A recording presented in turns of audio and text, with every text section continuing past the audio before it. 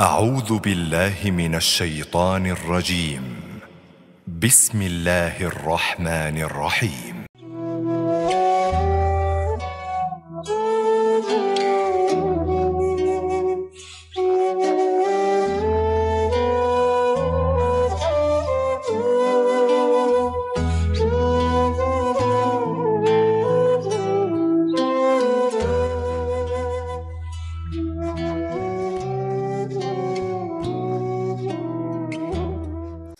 Apa iya manusia sistematis dalam menyusun bab demi babnya, pasal demi pasalnya, tapi Allah Subhanahu wa taala tidak sistematis menempatkan satu ayat setelah ayat, menempatkan satu surat setelah surat gitu. Lalu apa hubungannya antara dua ayat terakhir surat An-Nahl dengan ayat pertama surat Al-Isra? Bapak Ibu, kita sedikit mundur ke 3 tahun sebelum perjalanan Isra dan Mi'raj. Ini gambaran dua ayat terakhir surat An-Nahl gitu. Jadi ayatnya cuma dua, tapi waktunya ternyata 3 tahun. 3 tahun perjalanan yang dilewati oleh Nabi dirangkum oleh Allah dalam dua ayat. Wasbir wa ma sabruka illa billah wa la tahzan alaihim wa la taku fi dhaikim mimma yamkurun innallaha ma'al ladina taqaw wal ladina hum muhsinun. Lalu apa yang dialami oleh Nabi sebelum perjalanan Isra dan Mi'raj? Eh, Kalau boleh dibuat ilustrasi sederhana, tingginya derajat yang diangkat untuk Nabi karena kuatnya Nabi ketika menerima bantingan ke bawah dan tidak hancur. Seperti bola kasti dilempar ke lantai dengan keras. Dan bola kastinya nggak hancur karena kuat. Sehingga dia melenting, melambung, meninggi. Jadi kalau dibanting ke bawah dan tidak hancur, maka yang terjadi adalah melenting dan melambung ke atas. Kalau kita lihat beberapa cuplikan perjalanan sebelum Rasulullah diangkat derajatnya, 3 tahun sebelumnya, kalau kita tarik 3 tahun ya, karena kalau ditarik lebih jauh lagi, lebih panjang lagi ceritanya. 3 tahun sebelum perjalanan Isra dan Mi'raj adalah bantingan, pukulan, benturan yang sangat keras dialami oleh Rasulullah Sallallahu Alaihi Wasallam. Setelah itu melahirkan lentingan dan lompatan sampai ke Sidratul Muntaha. Pertama, Rasulullah Sallallahu Alaihi Wasallam mengalami kelaparan yang begitu luar biasa selama 3 tahun. Beliau diisolasi sosial, beliau diblokir aksesnya ke sumber daya ekonomi, atau dalam sirah kita mengenalnya dengan masa-masa saat Rasulullah diembargo. Ya, masa-masa saat Rasulullah Sallallahu Alaihi Wasallam tidak bisa bertransaksi jual beli, nggak bisa ke pasar. Kalaupun ke pasar nggak bisa beli karena semua pedagang sudah diultimatum oleh pejabat publik di Mekah tidak boleh melepas menjual barangnya ke orang-orang yang sudah dideteksi KTP-nya, sudah diblokir KTP-nya. Kalau ketahuan, nanti usahanya bisa dibangkrutkan oleh pejabat Mekah. Sehingga banyak pengusaha juga yang ketakutan dengan surat edaran yang disebarkan di pasar-pasar ini. 3 tahun Rasulullah tidak makan. Rasulullah, kalaupun makan, makan barang-barang selundupan. Sampai kata Nabi, "Eh, aku makan, aku sering makan, pernah makan makanan-makanan yang disembunyikan di balik ketiaknya Bilal. Ma yuwarihi Bilalun tahta ibtaihi." Jadi namanya selundupan, pasti harus lolos di pos-pos penjagaan. Dan di setiap pos penjagaan, para aparat orang-orang Quraisy, mereka men-screening. Kalau ada makanan dirampas, eh, kecuali yang disembunyikan, yang tidak diketahui. Dan Bilal menyembunyikan makanan, roti, digulung, disimpan di balik ketiaknya, kemudian diserahkan ke Rasulullah Sallallahu Alaihi Wasallam. Ini masa-masa yang sangat, sangat, sangat berat. Mungkin kita tidak pernah merasakan, tapi sebagian saudara kita yang di Gaza sana, mereka sudah sering ya merasakan seperti ini. Ini 3 tahun. Kemudian setelah Rasulullah mengalami kelaparan, persis setelah embargo ini selesai, setelah isolasi dan pemblokiran akses ini selesai, Rasulullah kehilangan Abu Talib dan kehilangan Khadijah radhiyallahu anha. Kemarin kelaparan, sekarang kehilangan. Dan kehilangan Abu Talib ini artinya kehilangan backup dan payung politik. Ya, Abu Talib berani pasang badan. Kalau Abu Jahal, Abu Lahab, dan para pejabat publik di Mekah mengganggu Rasulullah Sallallahu Alaihi Wasallam. Mengganggu Nabi artinya mengajak perang dengan Abu Talib. Mungkin mirip konsepnya seperti kekinian, gitu ya.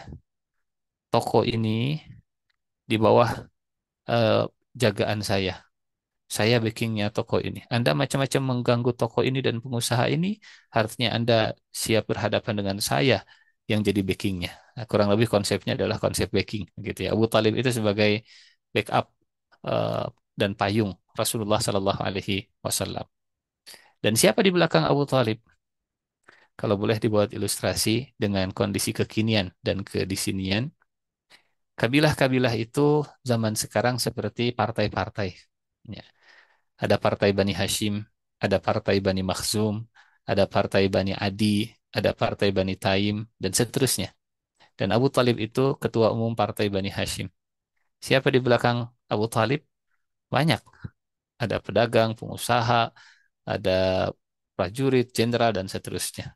Sehingga saat Abu Talib kemudian mengumumkan, saya adalah backingnya Muhammad Shallallahu Alaihi Wasallam, artinya mengganggu Rasul, siap berperang dengan semua orang-orangnya Abu Talib. Nah, di tahun ini Rasulullah kehilangan backingnya, pelindungnya. Mungkin kita bertanya sedikit gitu ya, terlintas sedikit. Pak Ustadz, bukannya Allah yang melindungi Nabi? Betul. Lalu kenapa Rasulullah harus ada backing segala? Ya, ini seperti Rasulullah yang pakai baju besi di medan perang. Padahal Rasulullah tidak takut mati. Padahal Rasulullah tidak takut mati syahid. Itu padahal Rasulullah tahu Allah itu akan menjaga dan tidak akan menyia-nyiakan nyawa baginda. Wallahu ya'simuka minan nas. Allah akan menjagamu dari manusia. Tapi eh, ya mengenakan pakaian besi ini tidak bertentangan dengan Rasulullah yang tidak takut dengan mati. Gitu. Rasulullah itu yakin kalau rizki sudah dijamin oleh Allah. Tapi dalam bab ikhtiar, dalam bab kasab, mencari nafkah, Rasulullah adalah teladan coaching, ya, coach dan trainer dalam mencari nafkah, dalam bekerja. Walaupun Rasulullah adalah yang paling yakin bahwa rizki itu semua sudah dijamin, ditanggung oleh Allah Subhanahu wa Ta'ala. Kembali lagi ke konsep tadi, Rasulullah yakin bahwa Allah yang menjadi pelindungnya, tapi baju besinya tetap dipakai. Siapa baju besinya? Abu Talib. Dan Rasulullah tahu bahwa Allah Maha Kaya, tapi tetap Khadijah itu sebagai donatur tetapnya. Gitu. Jadi dari mana pintu rizkinya untuk membiayai perjalanan dakwah Rasulullah Shallallahu Alaihi Wasallam? Salah satunya adalah dari donatur tetap, yaitu Khadijah radhiyallahu anha. Di bulan yang sama, di tahun yang sama, Rasulullah kehilangan keduanya, dan yang lebih menyedihkan bagi Nabi adalah kehilangan Abu Talib dibanding kehilangan Khadijah.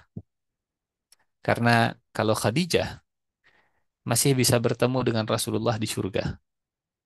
See you later, gitu ya. Bukan goodbye, selamat tinggal. Nanti ketemu lagi. Sementara dengan Abu Talib, di masa-masa krusial sebelum sakaratul maut dan ajal menjemput, Abu Talib ini diganggu oleh Abu Jahal. Kata Abu Jahal, wahai Abu Talib, apakah ajaran keponakanmu yang istimewa atau agama ayahmu, Abdul Muttalib yang lebih baik? Kalau engkau meninggalkan eh, Abdul Muttalib dan mengikuti Muhammad, sungguh engkau termasuk anak yang durhaka kepada orang tua. Jadi dibentur-benturkan oleh Abu Jahal dengan ajaran nenek moyangnya. Dan kalimat terakhir yang keluar dari lisannya Abu Talib adalah ala dini Abdul Muttalib. Aku tetap di atas agama dan ajarannya Abdul Muttalib. Ini yang membuat Rasulullah Shallallahu Alaihi Wasallam sangat sedih ditinggalkan oleh Abu Talib. Dan Allah mengingatkan Nabi ya dengan satu ayat yang turun di surat Al-Qasas sebagai pengingat bagi Nabi dan bagi kita bahwa eh, sayangnya kita itu bukan jadi sebab seseorang akan dapat hidayah. Di surat ke-28 ayat ke-56. Ayat ini turun dalam konteks yang spesifik. Konteksnya spesifik walaupun pelajarannya universal. A'udzu billahi minasyaitonir rajim.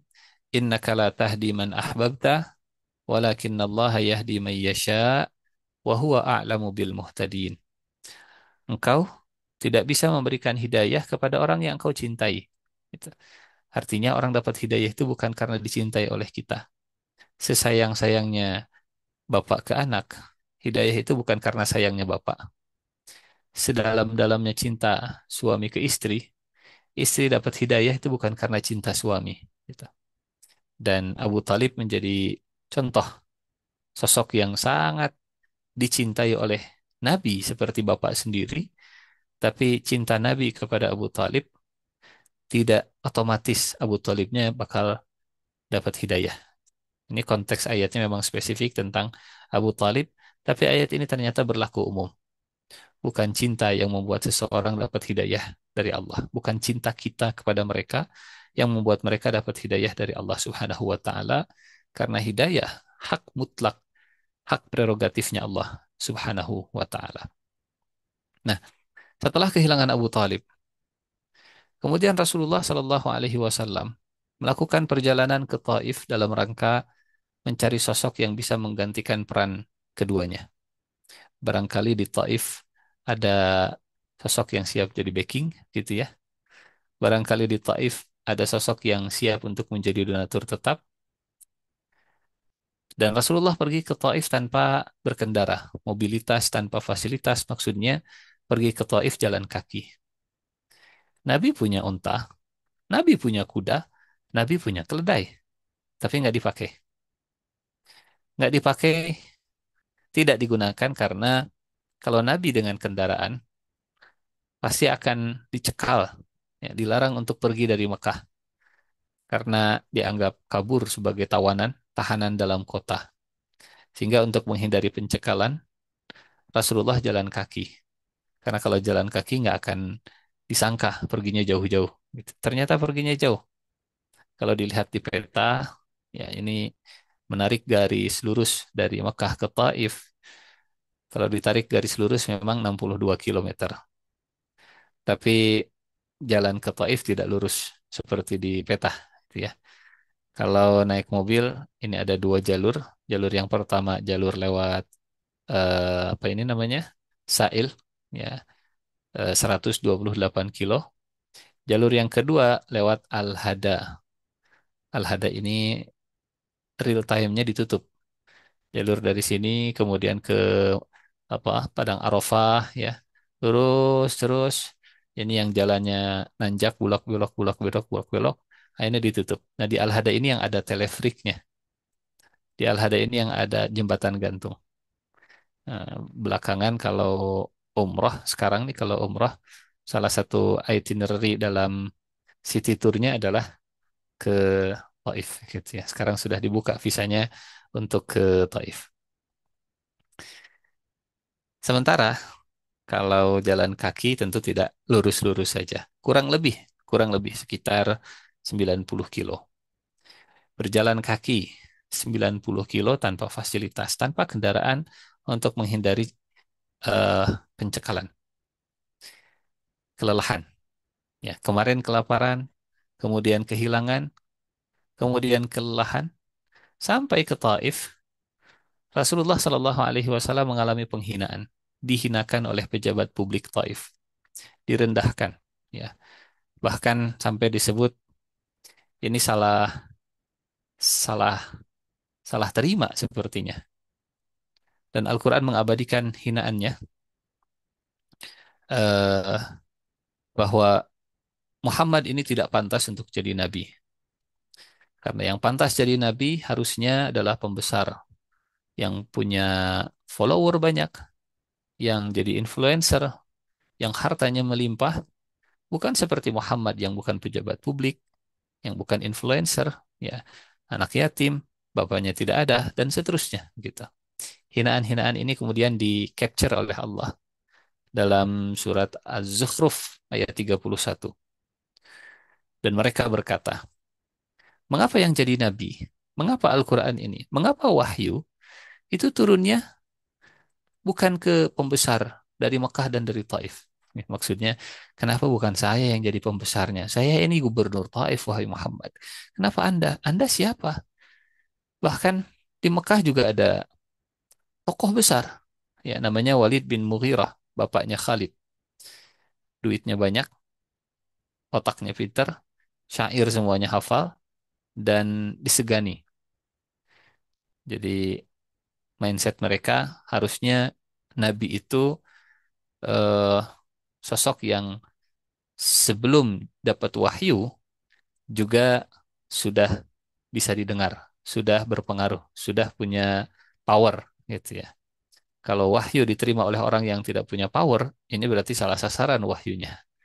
Wa qalu laula nuzila hadzal Qur'anu ala rajulin minal qaryataini azim. Rajulin azim. Harusnya dari pembesar. Anda, wahai Muhammad, bukan seorang pembesar. Anda nggak pantas. Kalau Anda betul-betul Nabi, maka Anda lebih tinggi dari kami, dan kami nggak mau berbicara. Nggak pantas kami berbicara dengan Anda, karena Anda Nabi. Tapi kalau Anda bukan Nabi, berarti Anda ngaku-ngaku. Dan kami juga nggak mau bicara dengan orang yang ngaku jadi Nabi.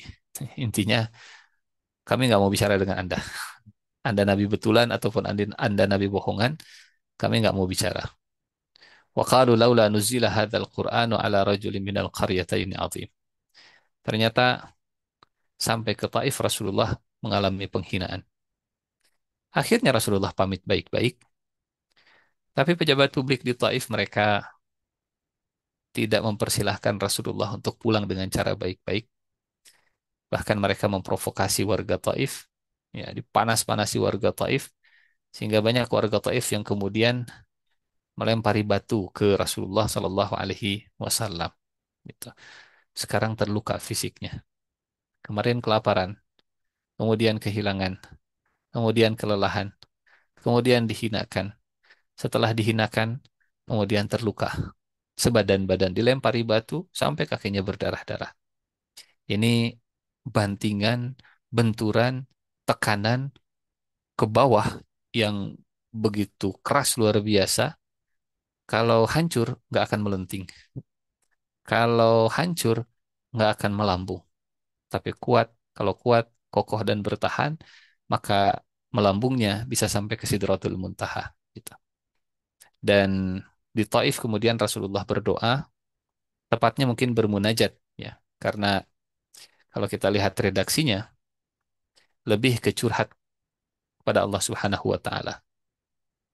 Isi curhatnya mudah-mudahan bisa kita hafalkan untuk kita lantunkan di masa-masa terpuruk, gitu. Karena isi curhatnya begitu luar biasa. Kalau kita di posisi yang sedang terhina di hadapan manusia, kalau kita di kondisi yang sedang lemah, kalau kita di posisi yang sedang dilemahkan, maaf, bukan lemah. Beda dalam bahasa Arab antara lemah dan dilemahkan. Kalau lemah itu dhaif, jamaknya du'afa. Kalau dilemahkan, mustad'afin. Ya. Mustad'afin itu orang yang punya potensi, tapi dilemahkan, dibonsai. dikerdilkan, dibuat supaya tidak berkembang gitu. Kalau orang kalau dhaif memang yang nggak punya potensi, memang lemah dalam pengembangan diri. Kalau mustad'afin ini orang yang potensinya besar untuk berkembang tapi dibonsai. Munajat ini dibaca, diungkap, disampaikan oleh Rasulullah Shallallahu Alaihi Wasallam, dan munajat ini yang kemudian mengubah eh, kondisi. Ya, munajat ini yang kemudian mengundang dukungan malaikat, dukungan dari Allah, dan yang mengetuk pintu langit sehingga Rasulullah diperjalankan sampai ke Sidratul Muntaha. Semoga bisa kita hafalkan untuk masa-masa tertentu gitu ya. Allahumma inni ashku ilaika dha'fa quwwati wa qillata hilati wa hawani 'alan nas. Ya Allah, aku mengadukan kepadamu lemahnya kekuatanku, sedikitnya eh, skillku, kemampuanku, daya upayaku, dan hinanya diriku dalam pandangan manusia. Ya Allah, aku terhina, dilempari batu. Ya Allah, aku dihina, dianggap tidak cocok untuk jadi nabi. Ya Allah, aku lemah, sehingga aku harus pergi ke Taif dengan jalan kaki. Tidak bisa terang-terangan naik kuda. Gitu. Sedikitnya daya upayaku. Ya Arhamar Rahimin, Anta Rabbul Mustad'afin, Anta Rabbi. Wahai yang paling penyayang dari semua yang sayang. Engkau Tuhannya orang-orang yang dilemahkan, dan Engkau Tuhanku. Jadi, ya Allah, aku butuh kasih sayangmu, dan aku dalam kondisi sedang dilemahkan. Aku termasuk mustad'afin. Ila man takiluni, ila ba'idin yatajahamuni, am ila qaribin malaktahu amri. Kepada siapa engkau akan serahkan urusan diriku, ya Allah? Ke orang Taif, orang jauh, yang menyambutku dengan wajah masam. Yatajahamuni itu menyambut dengan wajah masam. Cemberut, judes, jebras-jebris, jutek. Bahasa Arabnya tajaham. Yatajaham. Ya Allah, di Mekah saya dimusuhi, di Taif saya dilempari. Lalu kepada siapa ya Allah? Ini kalimat yang menggambarkan suasana batin Rasulullah yang merasa mentok gitu. Maju kena, mundur kena. Pulang ke Mekah mereka nggak terima. Datang ke Taif mereka juga jumawa dan merendahkan baginda. Ya. Kau nggak pantas untuk jadi nabi. Ilaman takiluni, kepada siapa lagi ya Allah? Gitu. Mungkin saat kita berikhtiar, berusaha sana mentok, ke sini mentok, ke saudara mentok, ke tetangga mentok, ke teman mentok. Ilaman takiluni. Kepada siapa ya Allah engkau serahkan urusan diriku. Gitu. Melamar, yang sedang melamar, ditolak sana, tolak sini. Melamar pekerjaan, tolak sana, tolak sini. Ilaman takiluni. Ya Arhamar Rahimin, anta Rabbul Mustad'afin, wa anta Rabbi. Illam yakun bika alayya ghadabun fala ubali. Walakinna afiyataka hiya awsa'uli. Ya Allah, apapun yang terjadi kepadaku, aku siap. Aku nggak peduli. Yang penting kau tidak marah. Nggak masalah aku kelaparan. Yang penting kau tidak marah. Tidak masalah aku kehilangan. Yang penting kau tidak murka. Tidak masalah, nggak masalah. Aku dihinakan. Yang penting kau nggak marah. Please ya Allah, tolong ya Allah, jangan marah ya Allah. Ini hati yang sangat, sangat, sangat sensitif dimiliki oleh Nabi, seolah-olah kelaparannya selama 3 tahun itu karena Allah marah kepada Nabi. Gitu. Seolah-olah saat dihinakan di Taif itu karena Allah marah. Padahal enggak, cuman sensitif ya Allah. Kata orang Sunda, nyanggakeun beuheung teuk teukeun asal tong bendu. Saya serahkan leher, apapun yang terjadi silahkan. La ubali, fala ubali, aku tidak peduli. Yang penting kau tidak murka. Tapi ya Allah, afiatmu itu sangat berharga bagiku. Afiat itu selamat dari bencana, bahaya, ujian, tekanan, musibah, penghinaan, kelaparan, kesusahan, kesedihan. Itu namanya afiat. Nah, afiat itu jauh lebih luas dari sehat. Sehat walafiat. Ya, sehat tentang vitalitas kebugaran. Tapi kalau afiat dijauhkan dari semua keburukan, dijauhkan dari penyakit hati, dijauhkan dari penyakit fisik, dijauhkan dari mara bahaya, dijauhkan dari anak yang tidak soleh, ya, dijauhkan dari sulitnya untuk khusyuk. Ini afiat. Kemudian munajat berikutnya, Bapak Ibu, kalau eh, istri marah, ya kita bisa pergi ke masjid. Kalau di masjid kita ada konflik, kita bisa pulang ke rumah. Kalau di rumah lagi ada gesekan, kita bisa cari tempat yang lain. Kalau di tempat itu juga ribut, kita bisa cari kota yang lain, gitu. Tapi kemana kita akan pergi? Kemana kita bisa lari? Kalau Allah yang sudah murka. Kalau Allah murka, kemana kita bisa berlindung? Kalau bukan ke Allah lagi. Ini makna munajat yang berikutnya. Aku berlindung dengan cahaya wajahmu dari turunnya murkamu kepadaku. Ya, berlindung kepada Allah dari murkanya Allah. Karena tidak ada yang bisa melindungi kita dari marahnya Allah. Kalau Allah sudah marah, kecuali rahmatnya Allah. A'udzu bika minka. Aku berlindung denganmu dari murkamu. Bika minka. Gitu ya. A'udzu bika minka. Aku berlindung denganmu dari kemurkaanmu. Kalau di munajat ini, A'udzu binuri wajhika alladzi asyraqat lahu adh-dhulumat wa saluha alaihi amru dunya wal akhirah min an tanzila bi ghadabuk aw yahilla alayya sakhatuk. Aku berlindung dengan cahaya wajahmu yang cahaya itu menyinari kegelapan, cahaya itu menata segala urusan, dan aku berlindung dengan cahaya itu dari turunnya kemarahanmu dan kekecewaanmu. Lakal utba hatta tarda wala haula wala quwata illa bik. Milikmu segala teguran. Tegur aku sebanyak apapun yang engkau mau, yang penting setelah itu engkau ridho ya Allah. Lakal utbah hatta tarda wala haula wala quwata illa bik. Jadi kalau engkau menegur aku, tentu aku nggak akan kuat. Kekuatanku hanya dengan bersamamu ya Allah. Jadi di satu sisi ini doa munajat yang sangat seimbang. Semua terserah engkau ya Allah. Kalaupun engkau mau marah, kalaupun eh, apa namanya, apapun yang terjadi, yang penting engkau nggak marah. Tapi kalau engkau marah ya Allah, aku berlindung dengan cahaya wajahmu. Dan kalau engkau ingin menegur, silahkan tegur ya Allah. Yang penting engkau ridho setelah menegur.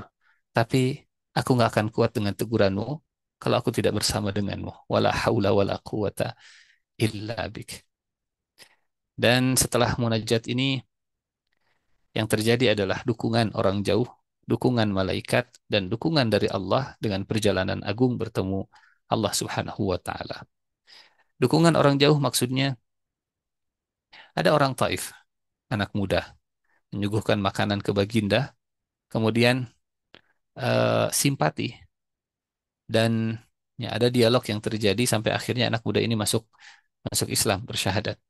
Saat Rasulullah mau makan, Rasulullah membaca Bismillah dengan suara yang terdengar jelas. Bismillah. Kata anak muda ini, saya belum pernah dengar orang Taif kalau makan baca Bismillah. Kata Nabi, Anda siapa namanya? Saya Adas. Kata Nabi, Adas, asalnya dari mana? Kata Adas, saya dari kota Nainawa. Nainawa itu di Irak. Kata Nabi, ah, kota Nainawa, kotanya Yunus bin Matta. Kata Adas, apa yang Anda ketahui tentang Yunus? Karena Adas kaget, ya, ada orang yang tahu tentang Yunus. Padahal orang Mekah atau orang Taif, mereka nggak punya wawasan tentang nabi-nabi zaman dulu. Karena mereka bukan ahli kitab. Ya, mereka orang musyrik, bukan ahli kitab. Kata Nabi, Adas, Yunus itu saudara saya. Yunus itu saudara saya. Yunus itu nabi. Dan saya juga nabi. Dzaka akhi, kana nabiyan wa ana nabi. Saat itu juga Adas langsung mencium kaki Rasulullah yang masih berdarah. Mencium tangan Rasulullah, mencium kening Rasulullah, dan bersyahadat di depan Rasulullah Sallallahu Alaihi Wasallam. Seolah Allah ingin menjawab munajat Nabi tadi, wahai Nabi, aku tidak murka. Wahai Nabi, kalau engkau dimusuhi di Mekah, dilempari di Taif, maka lihat, ada orang jauh dari Irak yang bersimpati dan beriman kepada engkau. Kalau orang dekat, ya, memusuhimu, kalau orang Taif melemparimu, maka ada orang jauh yang akan terus mendukungmu.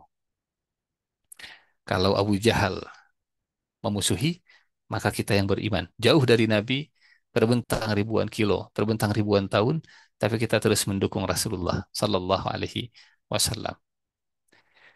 Dan dukungan malaikat yang kita tahu kisahnya saat Jibril dan malaikat gunung menawarkan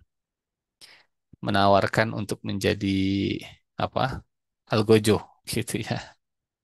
Pak Adri teh ada yang nyakitin. Betul. Siapa yang nyakitinnya? Itu Pak Adri. Mau saya balasin eh, sakitnya? Mau orang itu saya pukulin, oh gitu ya, biar dia tahu rasa. Jangan macam-macam sama Pak Adri. Apa jawaban kita kalau diberikan tawaran begitu?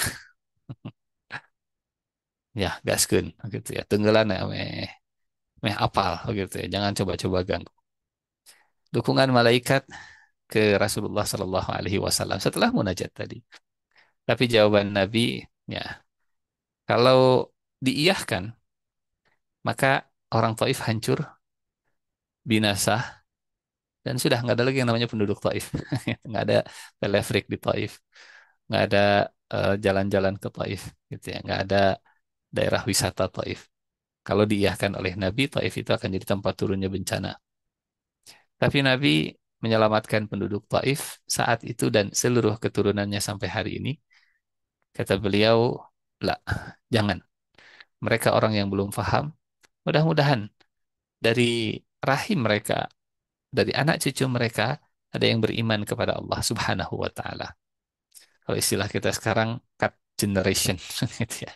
Biarlah generasi bapaknya itu di cut. Yang penting anak-anaknya nanti beriman ke Allah. Gitu. Sampai kata Jibril, Sadaqakalladzi sammaka ra'ufun rahim. Maha benar zat yang memberimu, mengakui sifatmu, Ra'ufun rahim. Maha penyantun lagi maha penyayang. Nah, setelah didukung oleh malaikat, kemudian berikutnya adalah dukungan dari Allah Subhanahu wa Ta'ala dengan perjalanan agung di Isra Mi'raj. Nah, ini baru mukaddimahnya. Sekarang perjalanan Isra Mi'rajnya dan ayat Al-Qur'annya gitu. Jadi kita sedang apa tadi? Merangkum atau eh kita sedang membahas ayat ini. Apa hikmahnya dua ayat terakhir sebelum surat Al-Isra adalah wasbir wa ma sabruka illa billah. Karena sebelum perjalanan Isra dan Mi'raj, semuanya adalah tentang ujian kesabaran. Gitu. Jadi 3 tahun dirangkum dalam 2 ayat. Setelah itu terjadilah peristiwa yang sangat agung.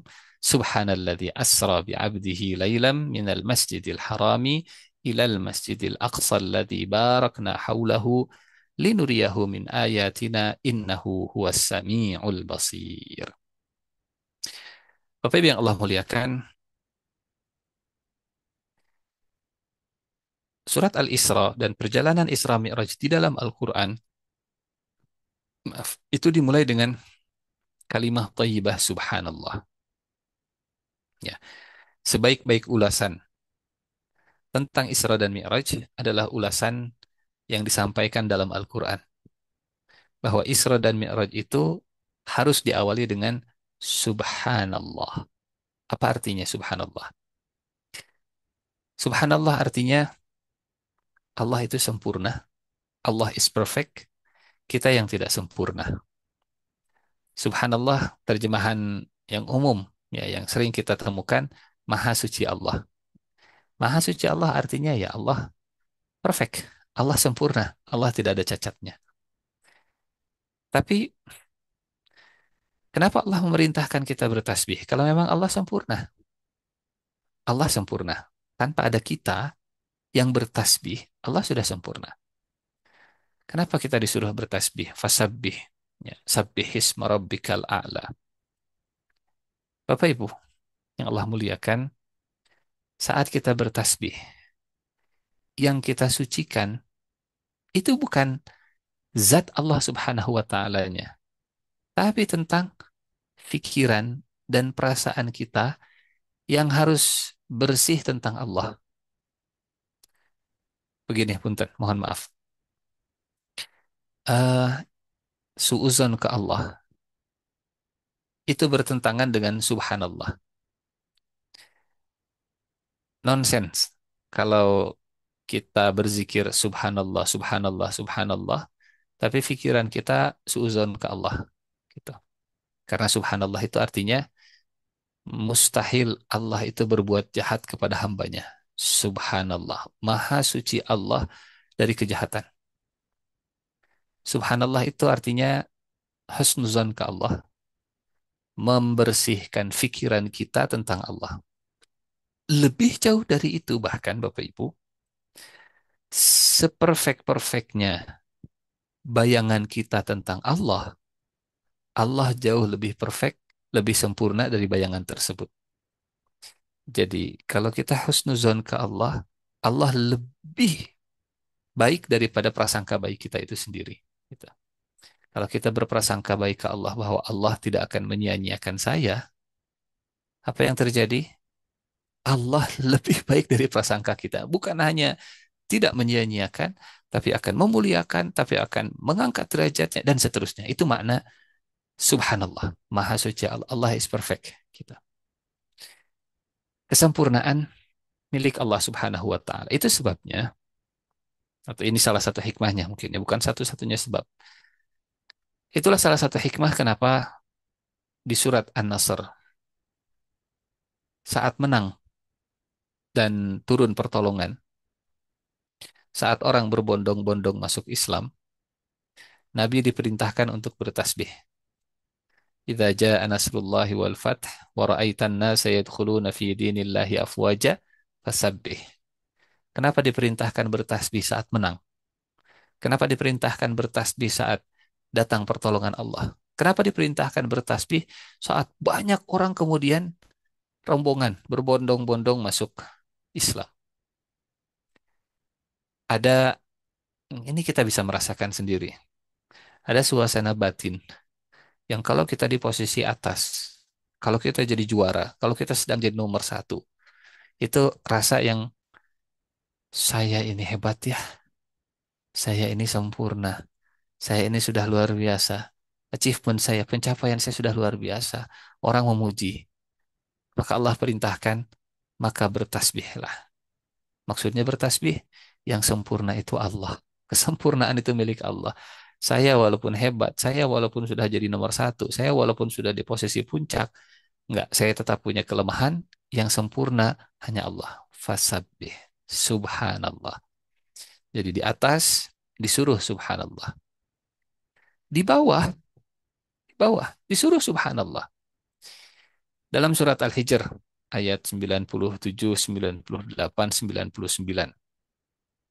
Kalau Nabi sedang dibully, kalau Nabi sedang diejek, ya, sampai dadanya itu sempit, Allah memerintahkan untuk bertasbih. Walaqad na'lamu annaka yadhiqu sadruka bima yaquluna fasabbih. Kami tahu dadamu sempit karena ucapan mereka, maka bertasbihlah. Apa maksudnya? Bapak Ibu, kalau kita punya kekurangan, ya, dan orang mencela kita, ya kita sadar diri, memang kita punya kekurangan, gitu.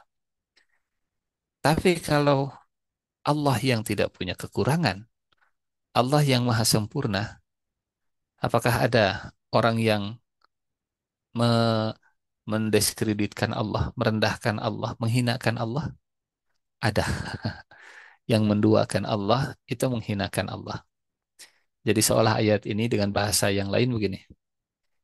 Wahai Nabi, Allah saja yang maha sempurna, itu diejek oleh mereka, diduakan oleh mereka.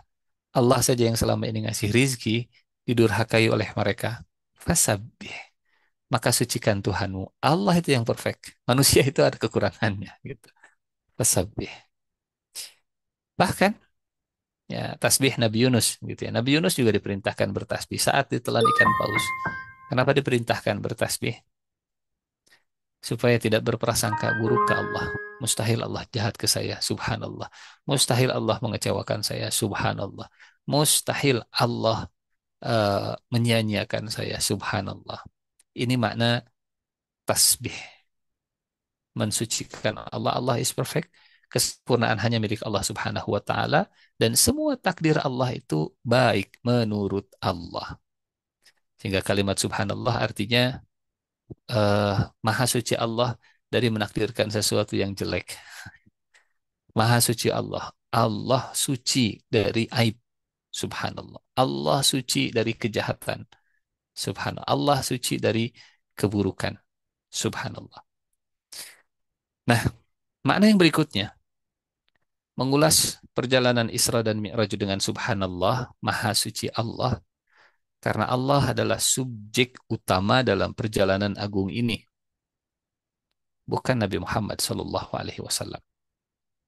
Nabi Muhammad itu objek dalam perjalanan, subjeknya adalah Allah. Gagal fokus, gagal paham, gagal paham, gagal iman. Ada semut nempel di baju saya, kemudian ikut sampai ke Jakarta, gitu ya, di gedung Unpad Jakarta. Kemudian semutnya turun dari baju saya dan ketemu dengan semut Jakarta. Ngobrol lah semut dengan semut. Mut, dari mana? Dari Bandung. Dari Bandung? Kapan dari Bandung? 2 jam yang lalu. 2 jam yang lalu? Mustahil. Ada semut 2 jam yang lalu dari Bandung sekarang sudah sampai sini. Kata semut Bandung, oh iya, kalau saya yang jalan, kalau saya yang lari, mungkin butuh berbulan-bulan. Tapi saya numpang di bajunya Pak Ustadznya naik mobil. Ini bukan tentang kekuatan semut, ini tentang kekuatan mobil. Kata semut Jakarta, saya masih nggak percaya ada semut 2 jam bisa sampai Jakarta dari Bandung. Betul, bukan saya yang jalan dari Bandung, tapi saya ikut jalan. Ya. Saya nemplok, saya ada di dalam kekuatan besar, namanya mobil. Kata semut Jakarta, saya masih nggak percaya. Ini semut Jakarta yang gagal fokus karena dia hanya memandang kekuatan semut, tapi tidak teliti dengan kekuatan mobilnya. Gagal fokus, gagal iman. Kalau fokusnya ke Nabi Muhammad SAW, ya sulit untuk dipercaya. Ada manusia bisa berjalan secepat kilat tanpa ada kekuatan yang mengangkutnya, gitu. Tanpa ada kekuatan yang menggendongnya. Ada anak bayi misalnya di lantai 7 di rooftop lagi main. Kemudian kata orang-orang yang ada di lantai 7, kok bisa ada bayi di sini? Datang bapaknya. Oh iya, ini bayi saya, ini anak saya. Loh, kok bisa bayi ini di lantai 7? Iya, saya bapaknya, saya yang gendong dari lantai 1 ke lantai 7. Enggak. Saya nggak percaya ada bayi bisa pencet lift, terus naik sampai ke lantai 7. Kata bapaknya, oh iya, bukan bayinya yang mencet, saya yang mencetnya. Saya yang gendongnya, saya yang bawa ke lantai 7. Saya nggak percaya. Ini orang yang fokusnya ke bayi, bukan ke yang ngegendongnya, gitu ya. Bukan ke kekuatan besar yang membawanya. Maka sekali lagi, perjalanan Isra dan Mi'raj di dalam Al-Quran itu diulas dengan kalimat Subhanallah. Ini kalimat pertamanya, kalimat pembukanya Maha Suci Allah. Apa artinya Maha Suci Allah? Maha Suci Allah dari ketidakmampuan untuk memperjalankan, Maha Suci Allah dari ke kekurangan. Mustahil Allah tidak mampu. Mustahil Allah tidak bisa memperjalankan dalam waktu yang singkat. Maha Suci Allah. Kita lanjut. Subhanalladzi asra bi abdihi. Kita punya nama dan kita punya banyak status. Di depan anak, status kita adalah bapak. Di depan istri, status kita adalah suami. Di depan suami, statusnya adalah istri. Di depan orang tua, statusnya adalah anak.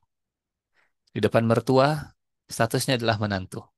Orangnya satu, namanya satu, statusnya ada banyak.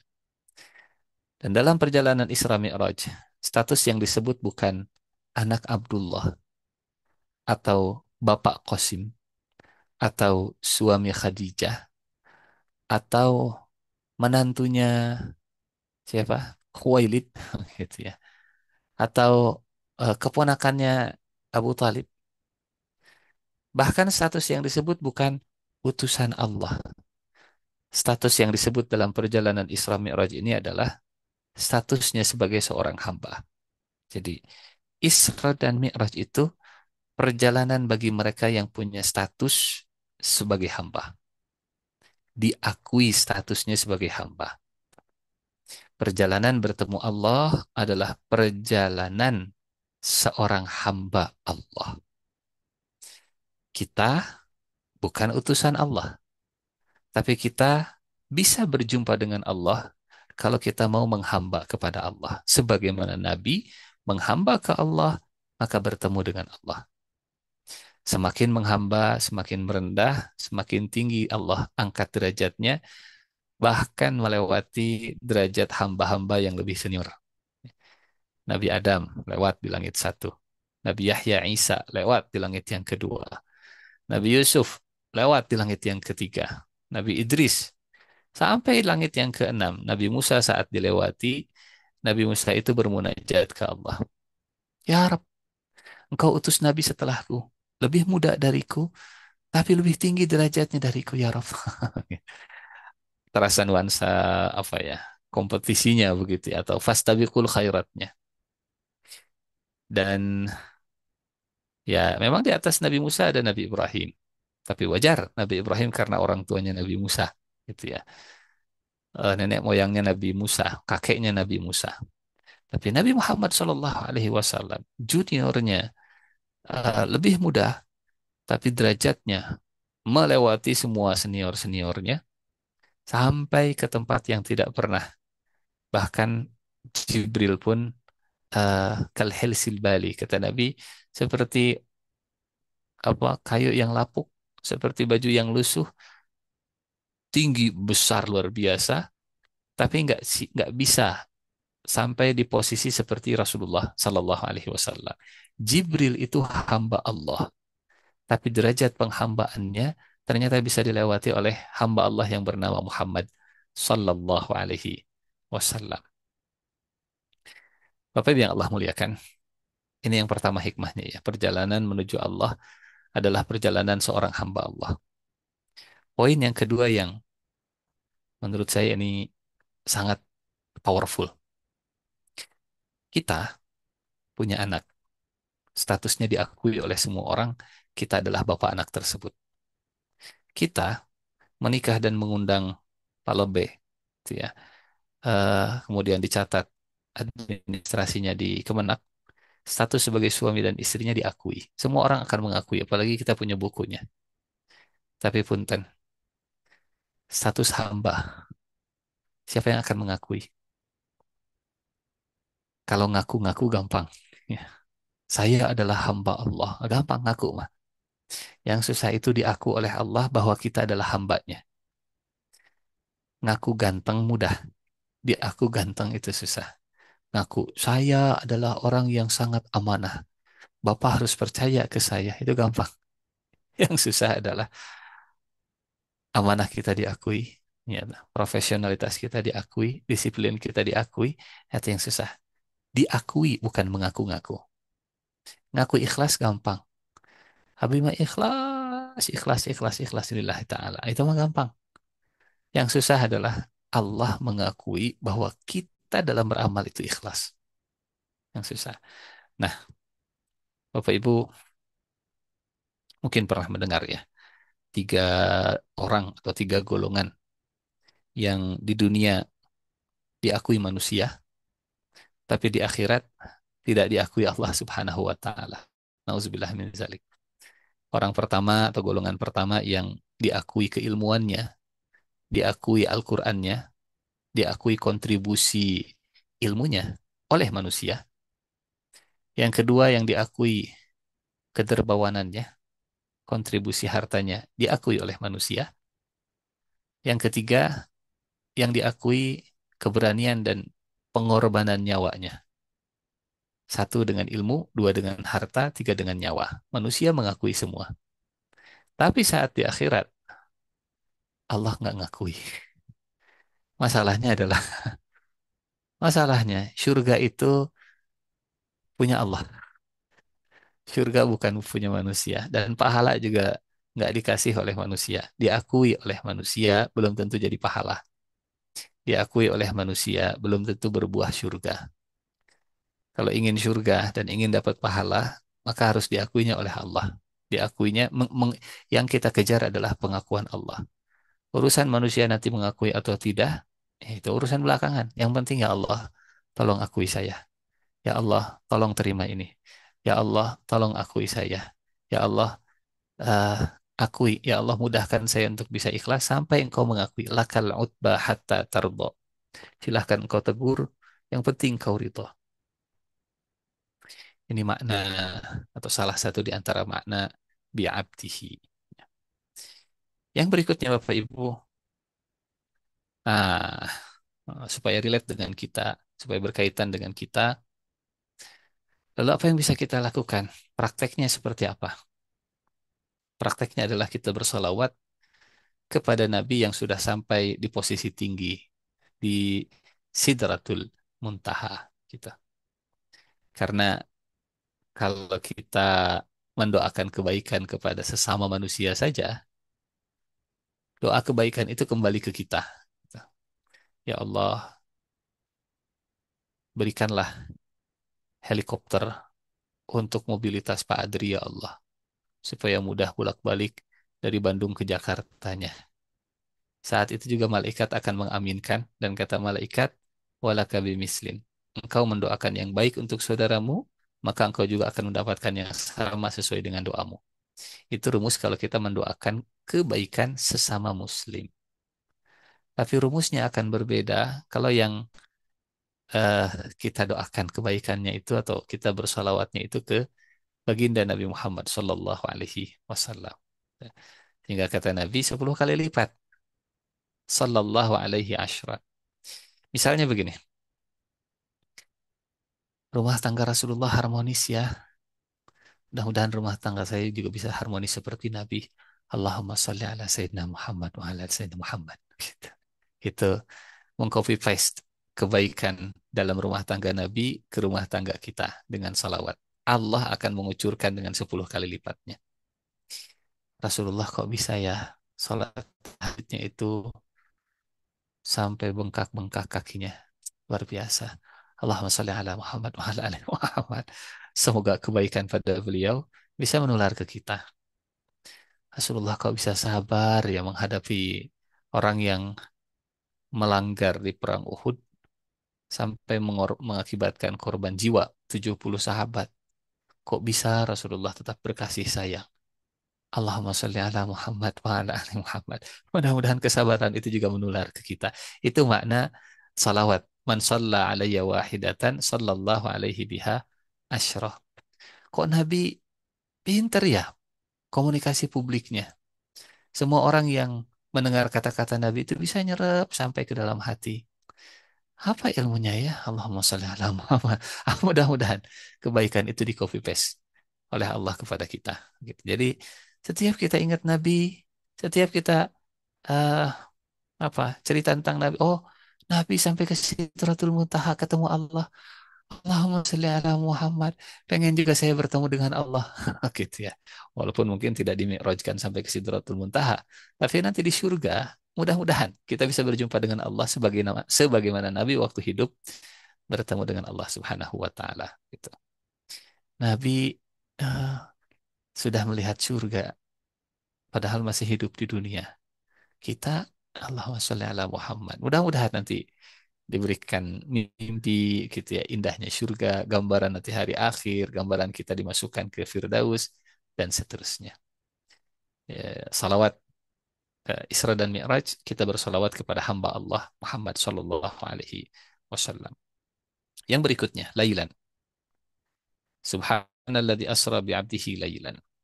Allah memilih waktu malam untuk pertemuan dengan hambanya. Karena waktu terbaik mengejar status sebagai hamba Allah adalah malam hari.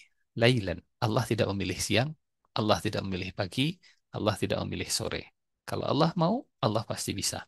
Subhanalladzi asra bi'abdihi naharon. Terjadi kalau mau. Waktu terbaik berduaan dengan Allah adalah malam hari. Waktu terbaik mengangkat derajat adalah malam hari. Waktu terbaik melihat surga itu malam hari. Karena Rasulullah melihat surga Isra Mi'raj di malam hari. Waktu terbaik mensucikan Allah juga di malam hari. Ya, lebih tenang, lebih fresh. Ngantuk iya pasti. Tunduh mah iya. Tapi justru dalam perjuangan melawan ngantuk itulah ada kenikmatan dalam berjihad, kenikmatan dalam mujahadah, kenikmatan bersama Allah. Wa minal laili fasjud lahu wasabbihu lailan tawila. Menghidupkan malam. Qumil laila illa qalila. Tilawah Quran. Waratilil Qur'ana tartila. Zikir. Wazkurisma rabbika wa tabattal ilaihi tabtila. Istighfar menjelang subuh. Wabil asharihum yastaghfiru. Berdoa dan berinfak. Tatajafa junubuhum anil madaji. Yad'una rabbahum khawfa wa tama'a. Wa mimma razaqnahum yunfiqun. Nah, minal masjidil harami ilal masjidil aqsa. Perjalanan berjumpa dengan Allah, rutenya itu bukan minal kasuri ilal bantali, wa minal bantali ila ranjangi, wa minal ranjangi ila selimuti, ila sidratil muntaha. Nggak ada. Isra Mi'raj bukan dari kasur ke sidratul muntaha. Isra Mi'raj bukan dari mana? Ya, bukan dari permainan ke permainan, tapi Isra Mi'raj dari rumah Allah ke rumah Allah berikutnya. Ya. Minal masjid ilal masjid. Minal masjidil haram ilal masjidil aqsa. Dari masjidil aqsa ila sidratil muntaha. Lalu bagaimana dengan kita? Apa hubungannya dengan kita gitu ya? Kalau Nabi minal masjid ilal masjid. Kalau Masjidil Haram itu dimakmurkan dengan haji, dengan umroh gitu ya, maka kita juga bisa memakmurkan atau berumroh atau mendapat pahala umroh meskipun kita tidak di Masjidil Haram. Ini bentuk dari minal Masjidil Haramnya ya. Karena Isra dan Mi'raj itu perjalanan dari masjid ke masjid. Masjidnya spesifik Masjidil Haram, Masjidil Aqsa.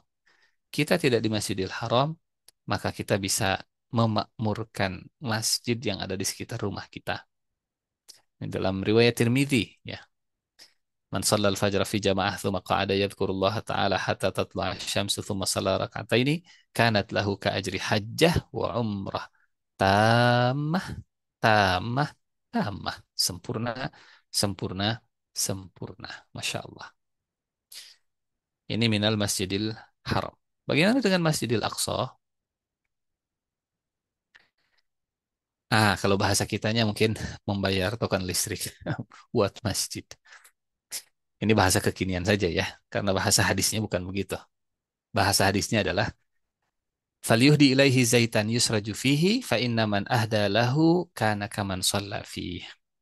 Hendaklah engkau mengirimkan minyak untuk meneranginya, karena siapapun yang mampu mengirimkan minyak untuk Masjidil Aqsa supaya tetap terang, dia seperti telah sholat di dalamnya. Hadis riwayat Ahmad. Ya zaman dulu pakai minyak, zaman sekarang mayar kentok kena weh gitu. Mayar kentokan listrik Masjidil Aqsa. Ya memang kita nggak tahu eh, nomor PLN-nya berapa supaya nanti kita belikan dari sini. Supaya tidak ribet ya kirim bantuannya saja, kirim uangnya saja biar nanti yang ribet di sana, yang menjaga di sana yang menjaga listrik masjid supaya tetap nyala gitu. Kalau bisa dengan minyak. Kalau sekarang mungkin dengan minyak bumi begitu ya. Dengan pasokan minyak tanah sudah nggak dipakai lagi. Supaya bisa menyalakan genset maka solar dikirim puluhan ribu liter dari negara berminyak supaya bisa terang. Dan seperti telah sholat di dalamnya.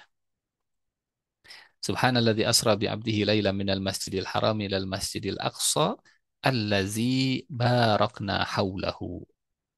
Yang kami berkahi sekitarnya. Bapak Ibu, kerja-kerja memakmurkan Masjidil Aqsa, kontribusi kontribusi untuk membantu Masjidil Aqsa itu mengundang keberkahan. Karena di ayat ini barokahnya disandingkan dengan Masjidil Aqsa. Ilal Masjidil Aqsa alladzi barakna haulahu. Berkah itu artinya ada tiga makna barokah. Nama, ziyadah, istiqrar. Tumbuh, tambah, stabil. Growth, beyond expectation, dan stability. Gitu. Tumbuh sebelumnya 20, sekarang 30 tumbuh. Itu makna barokah. Kalau ada pertumbuhan, kalau ada growth, berarti ada keberkahan. Makna yang kedua, ziyadah, tambah. Apa bedanya tumbuh dengan tambah? Kalau tambah itu misalnya begini, penghasilan sebulan 8 koma, dihitung-hitung dengan semua cicilan, tanggungan, ya plus-plus lah. Dari gaji ke gaji, dari pemasukan ke pengeluaran, plus-plus.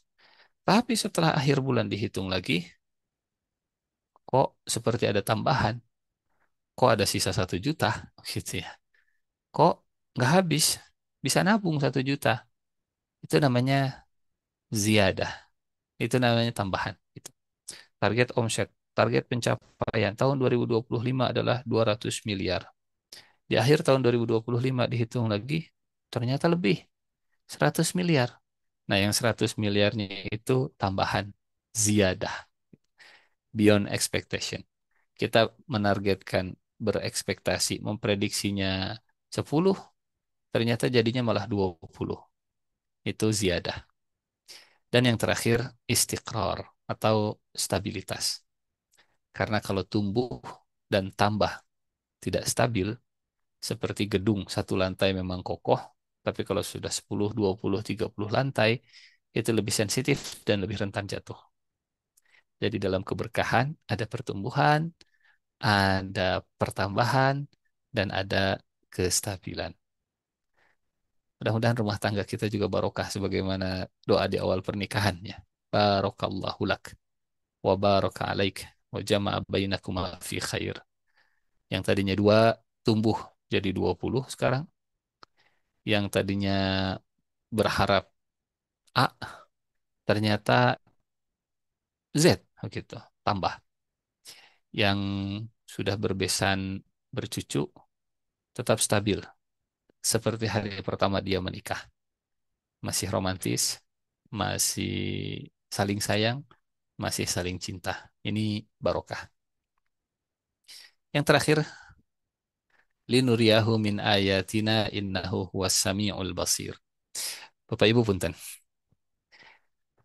Tujuan dari Isra dan Mi'raj adalah agar kami memperlihatkan kepadanya tanda-tanda kekuasaan kami. Eh, ini mohon maaf ilustrasi sederhana yang kalau terdengar bodoh ya, yang penting mudah-mudahan nyambung gitu. Ada orang yang baru kaya, baru punya harta 20 miliar, tapi petantang petentengnya bukan main. Sombongnya bukan main, arogannya bukan main. Dan kita yang jadi korban arogansinya misalnya. Baru 20 miliar.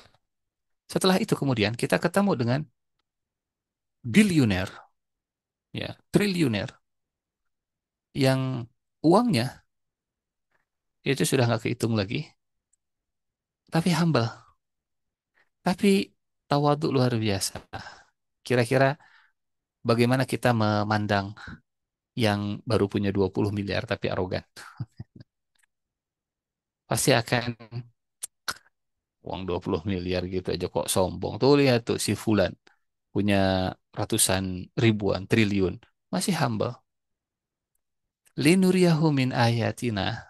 Itu seperti eh, Allah yang ingin menunjukkan kepada nabinya, wahai Muhammad, wahai Rasul. wahai Nabi, pemuka Taif mereka menghinakanmu, jumawa dan arogan. Padahal kekuasaannya cuma segitu, setoipun.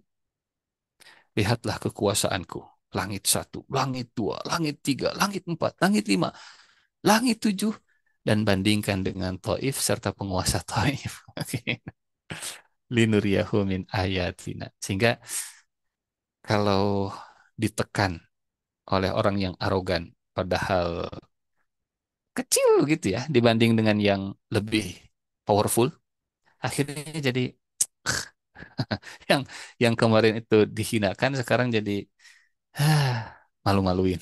Baru menguasai kota kecil seperti Taif kelakuan begitu. Tuh lihat Allah Subhanahu wa taala yang kekuatannya luar biasa, kekuasaannya luar biasa, tapi Rahman Rahim. Linuriyahu min ayatina. Kerajaan Allah lebih luas dari kekuasaan manusia. Sehingga kalau bahasa sekarang mungkin begini. Sampai akhirnya Rasulullah mengatakan, wahai masalah yang kemarin aku menganggapnya besar, aku punya Tuhan yang jauh lebih besar. Wahai masalah yang kemarin aku menganggapnya berat, aku punya Tuhan yang ciptaannya sulit untuk masuk dalam pikiran dan logika serta nalar itu susah untuk mencerna, saking dahsyatnya. Kerajaan Allah lebih luas dari kekuasaan manusia dan kemampuan Allah lebih besar dari masalah manusia. Linuriyahu min ayat. Bukan cuma satu. Kalau satu ayah. Kalau banyak ayatina. Ya, jadi kalau misal begini. Kalau ada ketua RT yang bukan main arogannya ke warganya. Terus kita zoom zoom out. Itu ketua RT. Tuh lihat Pak RW saja baik. Zoom out lagi. Tuh lihat, Pak Lurah saja baik, kekuasaannya lebih luas, tapi calutak-calutak ting siga gitu, nggak sombong-sombong bang, nggak arogan-arogan bang. Ah, Ketua RT ini sombong pisan. Tuh lihat gubernur, tuh lihat presiden, tuh lihat sekjen PBB, tuh gitu ya. Jadi kekuasaan makin luas. Setelah itu dibandingkan dengan, ada bikin malu.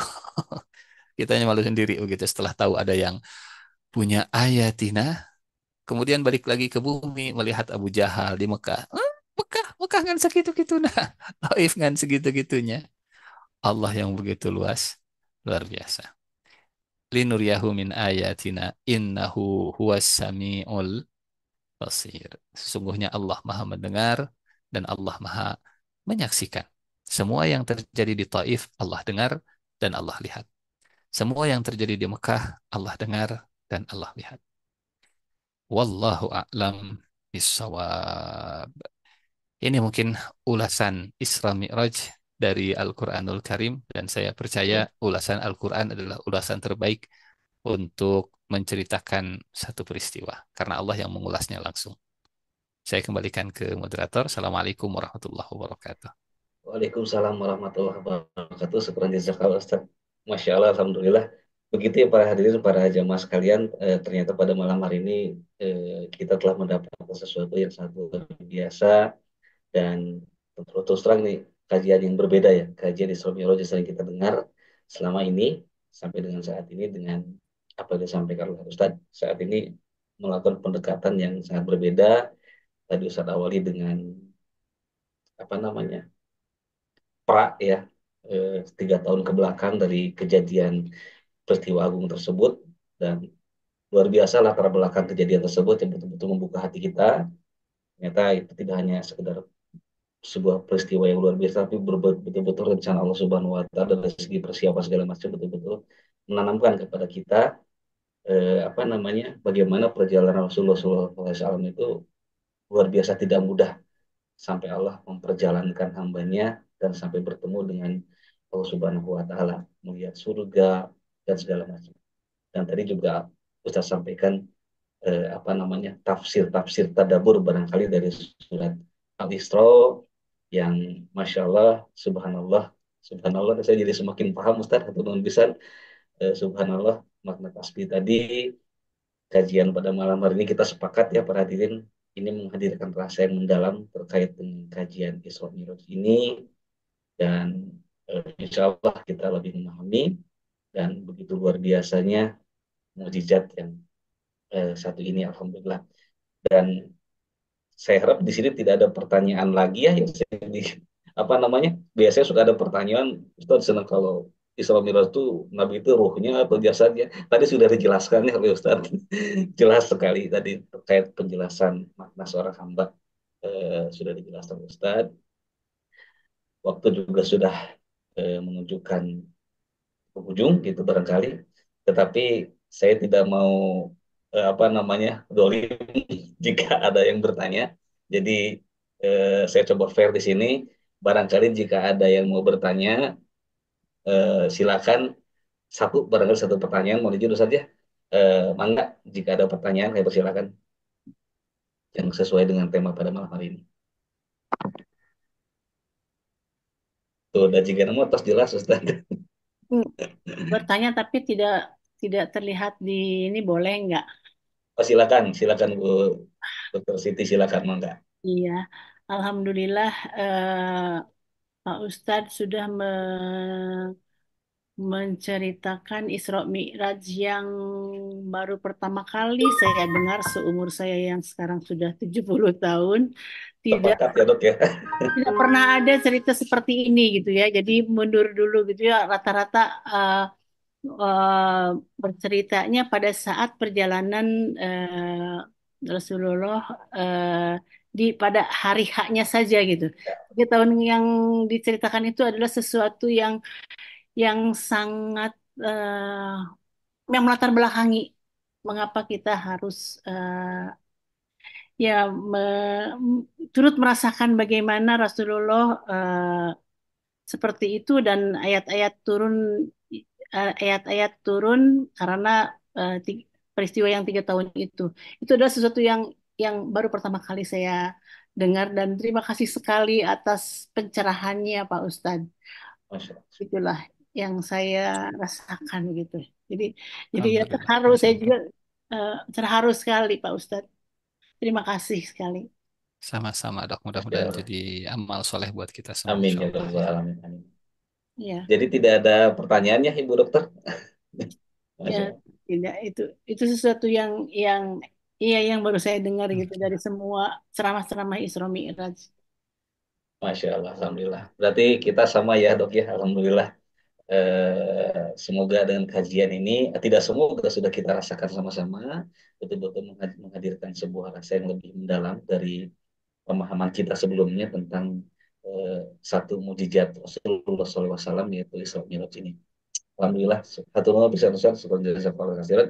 Baik, Amin, amin, jika amin. tidak ada lagi pernyataan atau pertanyaan, apakah boleh saya tutup dengan doa? Prof. Azali barangkali atau Prof. Iva, mangga? Boleh bertanya sedikit. Mangga, mangga. Sedikit saja, Mangga, Pak Prof. Prof. Sekarang kalau saya lihat, saya sudah melihat beberapa tulisan-tulisan ya penelitian mengenai Isra Miraj ini yang menerangkan masalah teori kuantum ya yang dikaitkan juga dengan terjadinya Isra Miraj. Tapi ada tanya ke beberapa penceramah bahwa ya memang Rasulullah itu kan jadi seolah-olah ke sana itu bukan dalam jasad Rasulullah, namun ada beberapa hal yang menyampaikan bahwa Rasulullah itu pergi ke sana itu ya Isra Miraj itu dalam jasadnya. Tapi dalam teori kuantum tentu karena itu kan ribuan apa waktu cahaya ya, ribuan tahun cahaya. Itu mungkin ada penjelasan yang khusus dari Pak Ustadz yang begitu muda dan luar biasa ceramahnya. Ya. Baik. Akhirnya Ustaz Eh, tuh. kalau Bismillahirrahmanirrahim. Ini kita belum cerita lanjutan dari Isra Mi'raj ya, yang tentang reaksi orang-orang musyrik Mekah setelah Rasulullah pulang gitu ya. Rasulullah kan cerita gitu dan reaksinya ternyata mereka mengernyitkan dahi, protes, bahkan ada yang murtad, sampai ada yang murtad gitu. Dan eh, penolakan orang-orang musyrik Mekah itu indikasi kalau mereka memahaminya bahwa Isra Mi'raj itu dengan jasad. Karena kalau hanya ruh saja, ya protesnya dan penolakannya nggak akan sekeras itu, apalagi sampai murtad. Gitu. Jadi artinya kalau Isra Mi'raj saya dengan roh, tapi jasad saya ada di rumah. Oh itu masih dengan mimpi atau ruhnya terbang. Gitu. Itu nggak akan sampai ada penolakan. Yang kedua, ini kita nggak cerita dengan detail memang perjalanan Rasulullahnya gitu ya. Ada satu cuplikan dalam perjalanan pulang Isra Mi'raj dari dari Masjidil Aqsa ke Masjidil Haram, Rasulullah dari Buraq itu turun ke bawah. Kemudian datang ke satu kafilah yang sedang istirahat malam dan ada kebiasaan di padang pasir itu kalau eh, kafilah sedang istirahat, mereka akan menyiapkan gentong air dan siapapun yang mau minum ambil gitu ya, seperti dispenser di tempat umum lah gitu. Rasulullah turun dari buruk, kemudian Rasulullah minum minum air dan setelah itu ditutup kendinya, ya, airnya berkurang, yang tadinya terbuka kemudian tertutup, kemudian Rasulullah naik buruk lagi dan berangkat. I- eh, Tadi kita nggak membahas semua referensi ya. Tadi kita baru membahas satu surat saja. Itu surat Al-Isra ayat 1. Sementara referensial yang tadi kita tampilkan eh, ya belum sempat untuk tersampaikan. Gitu. Di hadis-hadis tadi itu ada kisahnya sehingga ini membuktikan bahwa eh, kalau ruh itu nggak butuh makan. Maksudnya makanannya bukan seperti makanan jasad gitu ya. Ruh butuh makan tapi nutrisinya tidak sama. Dan itu juga yang menjawab bahwa di surga yang masuk surga itu bukan cuma ruh tapi jasad. Karena nikmat surga juga ada nikmat jasadnya gitu ya. Makan, minum, pasangan gitu ya, hubungan dengan suami istri gitu. Dan pemandangan-pemandangan yang indah yang itu semua berkaitan erat dengan nikmat nikmat ragawi. Tentang teori apa yang tepat untuk menjelaskan perjalanan dari Mekah ke Masjidil Haram, kemudian lanjut ke Sidratul Muntaha. Nah, itu bukan wilayah saya karena saya nggak punya kapasitas di situ, gitu ya. Saya hanya bisa menyampaikan Subhanallah. Mas, Apapun teorinya, Maha Suci Allah dari semua bentuk kemustahilan. Gitu. Artinya mungkin begini. Mungkinkah teori kuantum yang terjadi dalam perjalanan Isra dan Mi'raj? Bisa iya, atau bisa lebih canggih dari teori kuantum. Gitu. Itu makna subhanallah. Kita berpositif thinking kepada Allah, realnya Allah lebih dari positif thinking kita. Kita berprasangka baik ke Allah, aslinya kebaikan Allah itu lebih dari prasangka baik kita sendiri. Kita menebak bahwa ilmu Allah dalam memperjalankan itu teori kuantum, realnya boleh jadi teori kuantum ditambah teori yang lainnya, oh gitu. Yang itu apa istilah anak muda sekarang, mind mind blowing, yang membuat kita jadi wow, wallahu a'lam bishawab. Pada akhirnya subhanallah. Pada akhirnya Mas, subhanallah. Enggak. Hatur nuhun, Alhamdulillah. terima kasih Pak Ustadz. Sami-sami Prof. Iva. Satu teman Prof. Iva, pertanyaannya mewakili saya dan kita semua barangkali. Seperti Jakarta sekali lagi, dan Alhamdulillah kita sudah tiba di penghujung kegiatan pada malam ini. Satu teman bisa Ustadz sekali lagi, sekurang Jakarta, dan Sami-sami wa iyyakum. sebelum ditutup, mohon izin perkenan Ustadz untuk berdoa untuk kita semua dan juga untuk saudara-saudara kita di Palestina, semoga segera diberikan mereka. Enggak Ustaz. Baik. أعوذ بالله من الشيطان الرجيم بسم الله الرحمن الرحيم حمدا نائمين حمدا شاكرين حمدا يوافي نعمه ويكافئ مزيده يا ربنا لك الحمد كما ينبغي لجلال وجهك وعظيم سلطانك اللهم صل على محمد وعلى آله وصحبه أجمعين اللهم اغفر لنا ولوالدينا ولإخواننا الذين سبقونا بالإيمان ولا تجعل في قلوبنا غلا للذين آمنوا ربنا إنك رؤوف رحيم ربنا اجعلنا مقيمي الصلاة ومن ذريتنا ربنا وتقبل دعاء اللهم انصر إخواننا المسلمين في كل مكان وفي فلسطين يا رب العالمين اللهم أعز الإسلام والمسلمين وأذل الشرك والمشركين وأهلك الكفرة والظالمين وانصر عبادك الموحدين على أعدائك أعداء الدين ربنا آتنا في الدنيا حسنة وفي الآخرة حسنة وقنا عذاب النار وصلى الله على نبينا محمد وعلى آله وصحبه وسلم والحمد لله رب العالمين آمين. Alhamdulillah, amin ya Allah, rabbal alamin. Baik para jamaah sekalian, alhamdulillah kita pada malam hari ini telah mendapat ilmu yang sangat luar biasa, sangat inspirasi untuk kita dan memberikan pemahaman yang begitu mendalam, khususnya pada apa namanya salah satu mukjizat luar biasa Nabi yaitu peristiwa Isra Mi'raj. Mohon semoga menjadi ilmu yang bermanfaat untuk kita dan semoga Allah mudahkan kita untuk menjadi amal soleh tentunya dalam kehidupan kita, semakin yakin dan menjadi wasilah juga semakin meningkatkan keimanan dan ketakwaan kita pada Allah Subhanahu wa taala. Sekali lagi terima kasih pada para jamaah sekalian, juga Dr. Ustaz Syukron Jazakallah, dan mohon maaf pada para jamaah sekalian jika ada kekurangan dari saya pribadi dalam membawa acara ini, dan insya Allah kita akan bertemu kembali pada kesempatan yang akan datang, dan semoga Allah berkahi kita di bulan Rajab ini yang akan segera berakhir. Tidak terasa ya, baru kemarin tahun baru itu satu Rajab karena sekarang tuh tanggalnya berbarengan saja. Jadi sekarang malam 27 Rajab dan mungkin 3 hari lagi kita akan memasuki bulan Sya'ban. Juga semoga kita pun bisa mengoptimalkan bulan Sya'ban tentunya dengan amalan-amalan terbaik. Semoga Allah sampaikan kita sehingga di bulan Ramadan. Amin ya Rabbal alamin. Terima kasih. Kita tutup pertemuan kita dengan doa kifatul majelis bersama-sama. Subhanallah wa bihamdika asyhadu an la ilaha illa anta astaghfiruka wa atubu ilaik. Alhamdulillahirabbil alamin. Billahi taufiq wal hidayah. Assalamualaikum warahmatullahi wabarakatuh.